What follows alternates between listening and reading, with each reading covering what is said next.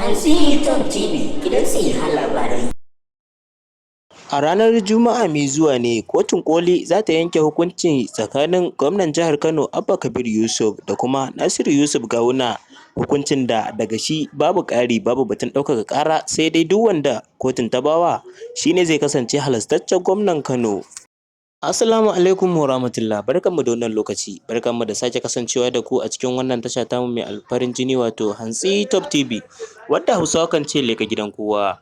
Kada ku sha'afa idan wannan shine farkon shigowar ku wannan tasha, ku danna mana subscribe kana ku danna mana alamar ƙararrawar sanarwa domin sanar da ku da zarar mun ɗora sababbin shirye-shiryenmu wanda babu yaudara ko ƙarya a cikinsu. Ku gyara zama domin jin cikakken rahoton a wannan tasha ta mai farin jini, sannan ku ci gaba da bibiyar tashar mu a koda yaushe domin jin cikakken labaran da suke zagaye da ku birni da ƙauyuka har da ma na ƙasashen waje. Mun gode da ziyartar wannan tasha ta mai albarka. A ranar Juma'a mai zuwa wato ranar 12 ga watan Janairun shekarar 2024 wadda muke ciki, ita ce ranar da Kotun Ƙoli za ta yanke hukuncin ƙarshe a shari'ar Kano, wato tsakanin gwamnan jihar Kano Abba Kabir Yusuf sai kuma Nasiru Yusuf Gawuna, wanda za ta yanke hukuncin wanda ya kasance halattaccen gwamnan jihar.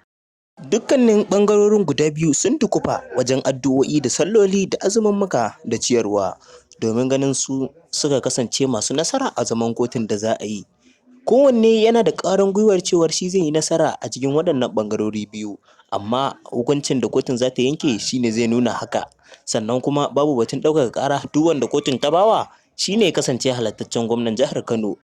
Mutane da dama masu faɗa a ji a cikin wannan ƙasa tamu Najeriya, daga jihar Kano da ma na jihohi daban-daban, suna ta kira ga waɗannan bayan Allah wato gwamna Abba Kabir Yusuf da kuma Dr. Nasiru Yusuf Gawuna akan cewar su aminta da duk hukuncin da kotu ta yanke ba tare da tana hautsini ba, domin zaman lafiya da kwanciyar al'ummar jihar Kano da ma na ƙasa baki ɗaya.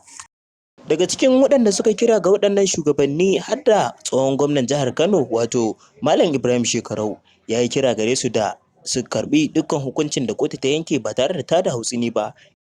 Tsohon gwamnan jihar Kano wato Malam Ibrahim Shekarau ya yi kira da mabiya da shugabannin NNPP da kuma na APC da su rungumi hukuncin da kotun ƙolin za ta yanke a matsayin ƙaddara. Malam Ibrahim Shekarau ya yi wannan kira ne a wani zaman tattaunawa da ya yi da gidan talabijin na Channels a wani shirin siyasa. Shekarau ya ce ya yi imani da cewar babu wani zagi ko cin zarafi ko kuma wasu kalaman ɓatanci da za su sauya hukuncin da kotun ta yanke ko kuma a bawa wani nasara a yayin hukuncin. Shekarau ya ƙara da cewa dukkan wani mai bin siyasa ta ya san cewar siyasar kwanciyar hankali da zaman lafiya nake yi, sannan kuma ina ɗaukar abokan siyasa ta a matsayin abokaina ba tare da duba bambancin siyasa ba, a cewar Malam Ibrahim Shekarau.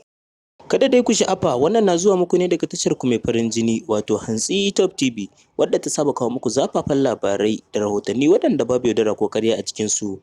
Idan wannan shine farkon shigowarka, ka danna mana subscribe kana ka danna mana alamar ƙararrawar sanarwa domin sanar da kai da zarar mun ɗora sababbin shirye-shiryenmu. Mun gode da ziyartar wannan tasha tamu mai albarka. Ku ci gaba da bibiyar wannan tasha tamu domin samun labaran da ke zagaye da ku birni da ƙauyuka. Mun gode da ziyartar wannan tasha tamu mai albarka. Hantsi Top TV gidan sahihan labarai. Ku danna mana subscribe kana ku danna mana alamar ƙararrawar sanarwa domin sanar da ku da zarar mun ɗora sababbin shirye-shiryenmu. Mun gode da ziyartar wannan tasha tamu mai albarka.